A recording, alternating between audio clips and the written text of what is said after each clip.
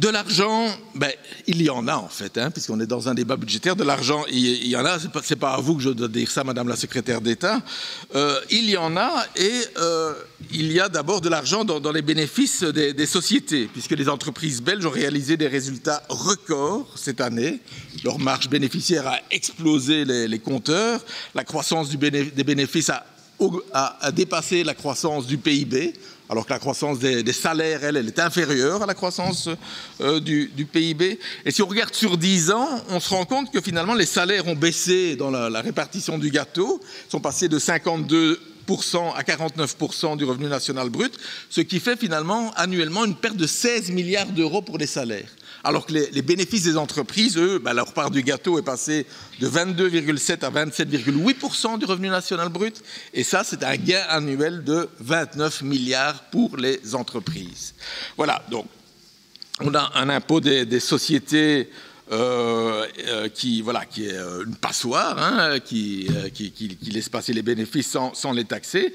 Et notamment, la Vivaldi a dit qu'il mettait un impôt de 15% minimum via le système dit de la corbeille, mais on se rend compte que ça ne marche pas, hein, que déjà auparavant le gouvernement précédent avait pris une corbeille de 7,5%, mais on voit toujours des sociétés qui payent des taux dérisoires d'impôt des sociétés. Prenons au hasard, Madame la Secrétaire d'État, Ackermans et Van Aren, les derniers comptes annuels de 2021, donc hein, un taux d'imposition de 0,01%. Voilà, c'est pas de la rage taxatoire, évidemment. Une chose encore à faire, c'est évidemment taxer les grandes fortunes. Et par rapport à ça, Madame la Secrétaire d'État, j'ai lu votre interview dans la dernière heure, le 10 décembre. Hein, le titre, c'est « Taxer les grosses fortunes devient vite une taxation de la classe moyenne ». Et vous y expliquez, en fait, l'idée de taxer les fortunes, je cite, hein, devient très vite une taxation de la classe moyenne. On le voit dans nos tranches fiscales, si vous regardez où commence la tranche de 50% à 50%. Alors, il y a plusieurs choses intéressantes à tirer de cette interview. D'abord, Madame la Secrétaire d'État, vous confondez la taxation des revenus et des patrimoines.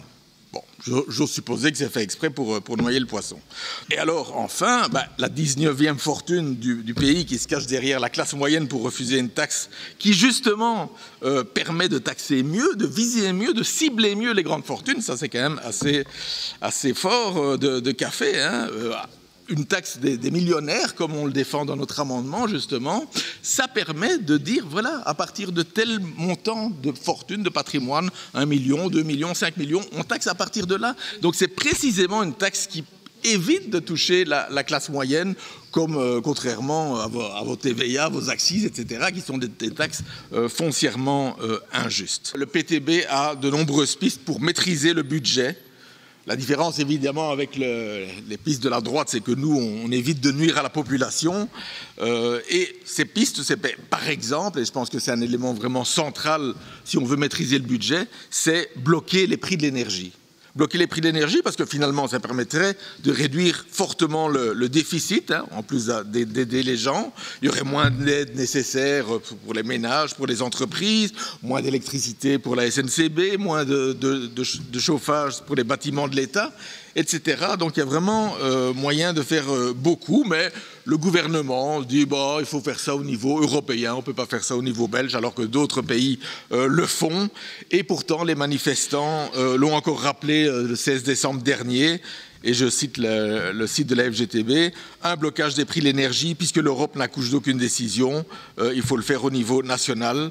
Et on voit que même quand elle accouche d'une décision, c'est totalement insuffisant. Autre piste, faire des économies dans le budget des médicaments. La Cour des comptes rapporte qu'en 2 ans, le budget des médicaments a augmenté de 738 millions d'euros. Pas de problème pour ce gouvernement. C'est même le poste de dépenses de santé qui augmente le plus. Et c'est plus que prévu. Et c'est notamment dû aux contrats secrets qui sont signés de plus en plus. Aujourd'hui, ça représente 35% du budget médicaments. Ce sont les contrats secrets passés entre le gouvernement et les multinationales pharmaceutiques. Et c'est pour ça qu'on défend évidemment un modèle kiwi depuis des années, mais visiblement les autres partis ne veulent pas de ce modèle kiwi, veulent continuer à faire des cadeaux aux multinationales. Alors, autre piste, ce serait augmenter les salaires bruts. augmenter les salaires bruts, c'est-à-dire ne pas bloquer les salaires à 0%, eh ben ça fera entrer des cotisations sociales, ça ferait entrer du précompte professionnel. Autre piste, réduire les cadeaux aux grandes entreprises, hein, puisque beaucoup d'entreprises ne payent presque pas d'impôts des sociétés. On leur a offert aussi 1 milliard de réduction de cotisations dites patronales qui profitent à toutes les entreprises, même celles qui croulent sous les bénéfices. Des subsides salariaux qui atteignent aujourd'hui 16 milliards d'euros par an, hein, dispense de précompte professionnel et réduction de cotisations sociales. Et ce qu'il faudrait prendre aussi, c'est des véritables mesures contre la grande fraude et contre les paradis fiscaux, ce que ce gouvernement ne fait pas non plus.